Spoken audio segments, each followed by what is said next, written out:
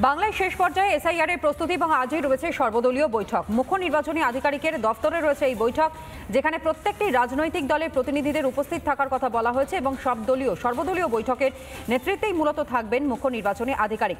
সৈকত আমার সহকর্মী এই মুহূর্তে আমার সঙ্গে রয়েছে সরাসরি। সৈকত, আরো বিস্তারিত জানাও।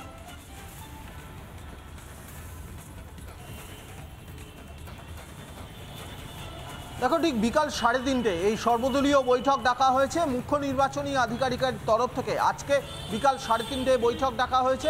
প্রতিটি রাজনৈতিক দলের সর্বাধিক 4 জন করে প্রতিনিধি উপস্থিত থাকতে পারবেন। সূত্র মারফত যেটা জানা যাচ্ছে, বুথ বিন্যাস নিয়ে আলোচনা হবে, কিন্তু আজকের এই সর্বদলীয় বৈঠকে শাসক দল তৃণমূল কংগ্রেস এসআইআর নিয়ে সুর চড়াবে। তাদের দাবি যেটা জানা যাচ্ছে, কোনোভাবেই যেন কোনো ভোটারের নাম বাদ না যায় এই এসআইআর প্রসেসে। অন্যদিকে বামেদের তরফ থেকে শ্রমিক লাহিড়ী সহ অন্যান্যরা তারা আসবেন, তারাও অলমোস্ট একই দাবি করবেন। পাশাপাশি রাজ্যের বিধানসভা নির্বাচনে নিশ্ছিদ্র নিরাপত্তা সুনিশ্চিত করার দাবি রাখবেন।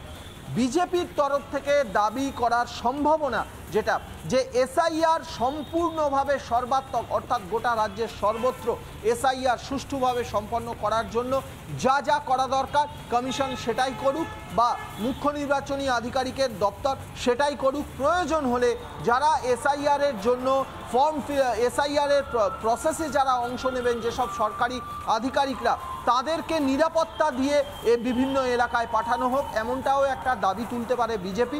অন্যদিকে নিরাপত্তা, বিধানসভা নির্বাচনী নিরাপত্তা একেবারে নিশ্চিদ্র সুনিশ্চিত করার দাবি তুলবে বিজেপি, এমনটাই জানা যাচ্ছে। আজকের বিকেল 3:30-র সময় এই মুখ্য নির্বাচনী আধিকারিকের দপ্তরে এই সর্বদলীয় বৈঠক রয়েছে। এই এসআইআর নিয়ে আজকের বিভিন্ন দাবি পাল্টা দাবি উঠবে, এমনটা অনুমান করা হচ্ছে বা এমনটা জানা যাচ্ছে সূত্র মারফত। অন্যদিকে নির্বাচন কমিশনের তরফ থেকে বা এই মুখ্য নির্বাচনী আধিকারিকের দপ্তর থেকে বুথ বিন্যাস নিয়েও একটা আলোচনা হবে, বা বুথ বিন্যাস নিয়েও নির্বাচন কমিশন, একদমই তাই। অর্থাৎ বেশ কিছু বিষয়কে সামনে রেখে কিন্তু আজকের এই বৈঠক, সর্বদলীয় বৈঠক, প্রত্যেকটি রাজনৈতিক দল স্বীকৃত যারা নির্বাচনে প্রতিদ্বন্দ্বিতা করছেন তাদেরকে নিয়ে এই সর্বদলীয় বৈঠক। তুমি আমাদের সঙ্গে থাকো, তার কারণ আরও একটা ব্রেকিং খবর এই মুহূর্তে আপনাদের সামনে আমরা তুলে ধরবো।